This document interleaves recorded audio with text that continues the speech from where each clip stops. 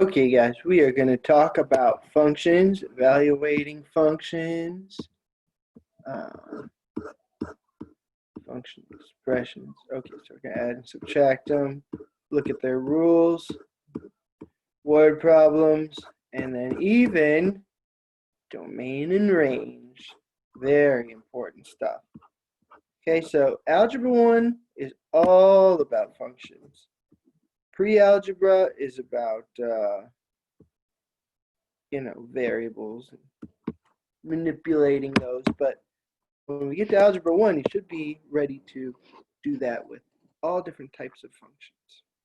And so this right here, you should write this down, is called function notation.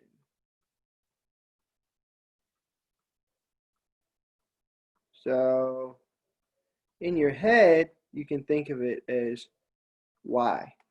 Whatever the y variable, the number was for y on the graph for each coordinate, now, we used to have an XY table. Does everyone remember that? Now, this table wouldn't be XY. It would be, well, the X is now replaced with the R. You can see that. And the Y is not going to be Y. It's going to be G of R.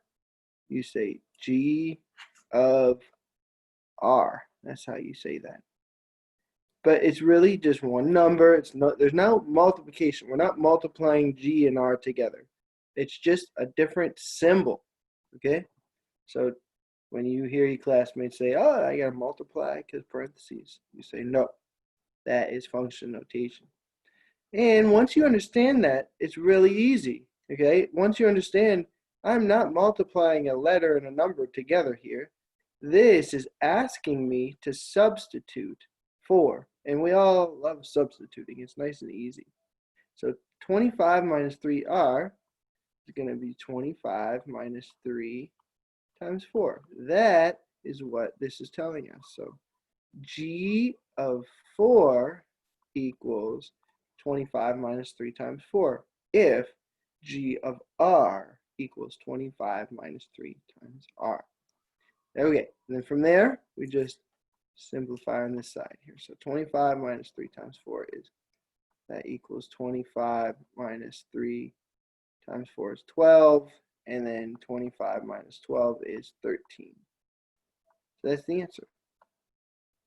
You see, all we had to do is a little bit of order of operations and understand what they're asking. So here, I wonder if you can tell me what we have to do. This is h of 35. So we're going to substitute 35 into this expression for t.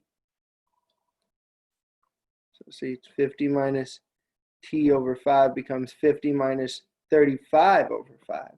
And then 35 divided by 5 is 7. And then 50 minus 7 is 43.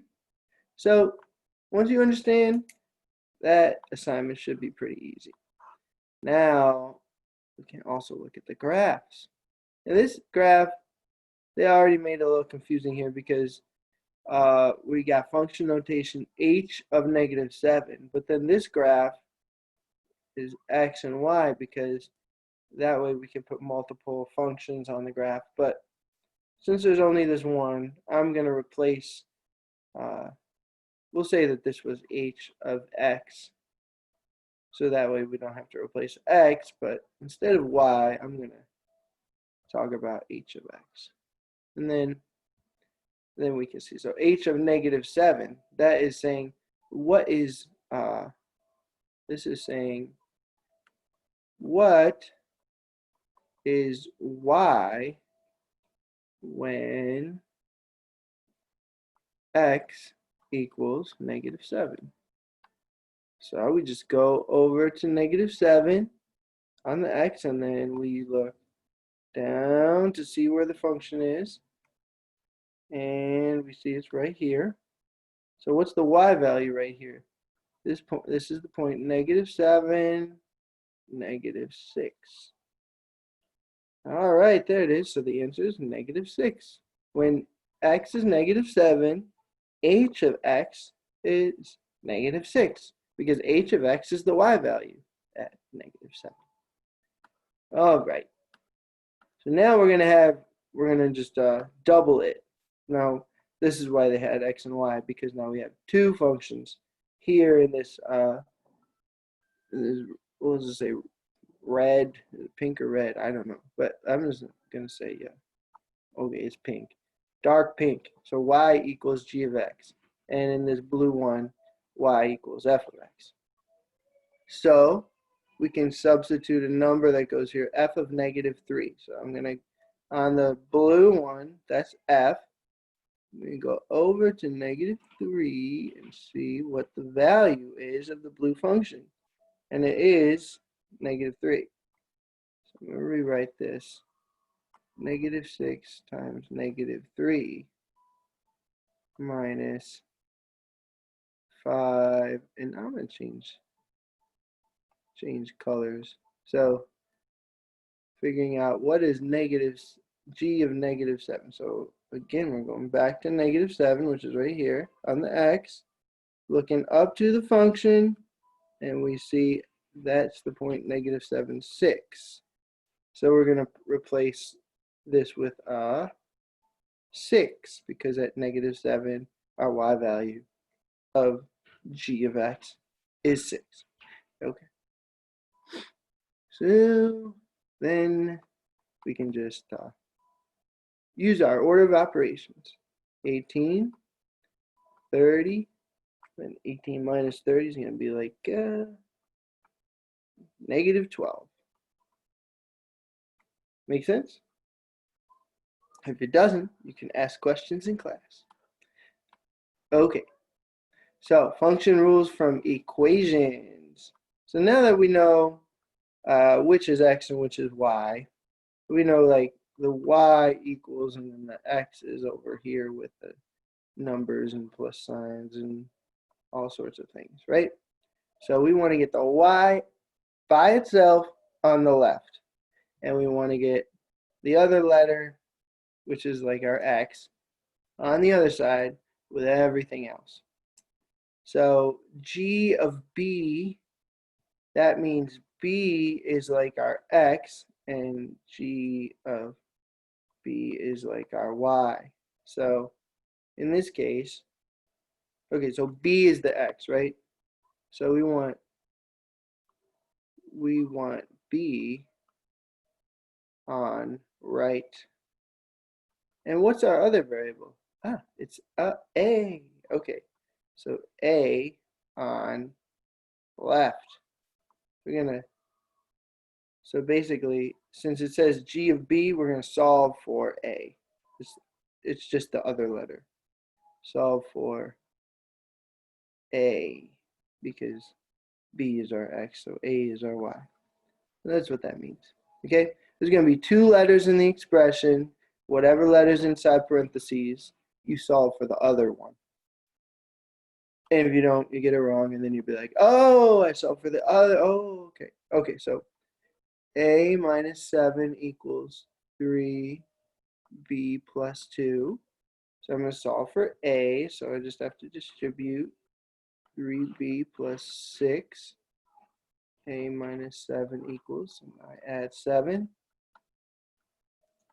And now we get a equals 3b plus 13. So g of b is 3b plus 13. Ta-da! How fun. All right, once you get used to it, it's no problem.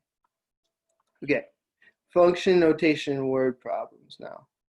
This one really tests your ability to interpret what these functions mean. So baby Amelia's parents measure her height every month. Okay, whenever you have a math word problem, you have to figure out what the units are in the words. So units are words. They're not numbers, first of all.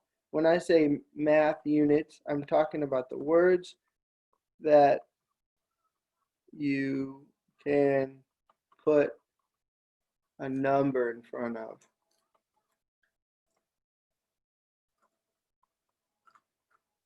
I remember my 7th grade English teacher said a preposition is word, like you can put a house and then you can say into the house, on top or above the house, below the house, under, and then that's how I understand what a preposition is. Well, a unit in math is a word that you can put a number in front of. Like you can't say 5 measure. That's weird. 10 measure. But you can say 5 babies. You can say 5 months, right? Height. Okay, so height can't be the unit, but height tells me that the unit is centimeters. Okay, so the unit for height is centimeters, 10 centimeters. That makes sense, right? And then months is a unit of time. So each unit has a category of measurement, like time or height. Okay, so that helps us figure out our variables. Each variable is a different unit. And if you find out the slope, you'll know both units in one little sentence, one little statement. Okay, so what does this statement mean? So h of 30. All right, what is our h of t? Okay, so t is our x and t stands for months. So when we see that number inside parentheses, that's 30 months. Okay, and then we know that h of t, the whole thing, so t is months, but h of t is centimeters. There it is. It's the other one. So this means at 30 months, it's talking about the centimeters at 30 months. And this is meaning the centimeters, how the height in centimeters at 25 months. And then we're adding 5. We must be adding 5 centimeters. You can't add 5 months to centimeters. You have to add like units together. Okay, so what does this mean? To me, this means baby Amelia's height at 30 months is the same as, that's what equals means, her height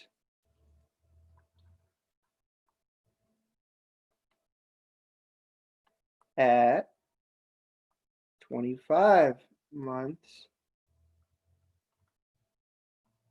plus 5 centimeters, or some version of that statement that makes sense. So let's see.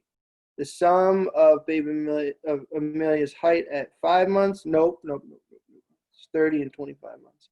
That when she's 30 months old, she's 5 centimeters taller. Oh yeah, that's the best way of saying that. Okay, we got it. 5 months, no. Okay, last one. Domain. Oh, I love domain and range. Zoom out here a little. Okay, domain and range. Domain is our x, range is our y. It's talking about the span of it. So how far in each direction? X is left and right, right? Y is up and down. So our domain is saying, how far left and right does the function go? And if it has arrows, it might go on forever, to the left and right. And we use the word infinity to talk about forever. The same thing with up and down. But also it could have a minimum or a maximum, which would be like the stopping point at one of the ends. So if it has a minimum or a maximum, then we have one of these. We might have, just some different values. If it was discrete, we'll look at that. Or if it's continuous, like this one doesn't have any breaks. It's continuous from end to end. I can follow the line. Discrete would be like you know, it has a starting point and an ending point, and it's just little dots in between. It's called discrete. But this is continuous. Okay, so what is the domain of this? So from left to right, the left end is -6, and the right end is +6. So the domain is this one. But I also want to tell you the range, because you might have a question that tells you that. So from top to bottom, or bottom to top really, the lowest point is -3, and I'm going to use a or equal to because it does have a value at -3. And the highest point is 7. So you can see this was the range. And it should have a y in the middle of it. All right. So that should get you started. And if you have any questions, email me or post them in Google Classroom, and we'll talk about them in class. See you guys.